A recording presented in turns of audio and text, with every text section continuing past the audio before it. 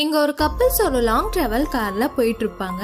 அப்ப இவங்க கார் ஒரு இடத்துல ஆக்சிடென்ட் ஆயிடும். இவங்க கொஞ்ச நேரம் கழிச்சு மயக்கத்துல இருந்து கண்ணை திறந்து யார்கிட்டயாச்சும் ஹெல்ப் கேட்கலான்னு கால் பண்றாங்க. ஆனா இந்த காட்டுக்குள்ள இவங்களுக்கு சுத்தமா டவர் கிடைக்காது. அப்ப மேட் இந்த காட்டுக்குள்ள ஒரு ஃபார்ம் ஹவுஸ் இருக்கத பாத்துட்டு இவன் ஒய்ஃப் கிட்ட வா அவங்க கிட்ட போய் ஹெல்ப் கேட்கலான்னு இங்க கூட்டிட்டு வரான். இங்க இந்த ஃபேமிலியை சேர்ந்தவங்க கர்ப்பமா இருக்க பொண்ணு இவங்க கையில கிடைச்சா அந்த பொண்ணு வயிற்றுல இருக்க குழந்தைங்களை வெளியே எடுத்து அந்த குழந்தைங்களை சாத்தானுக்கு பலி கொடுத்துருவாங்க.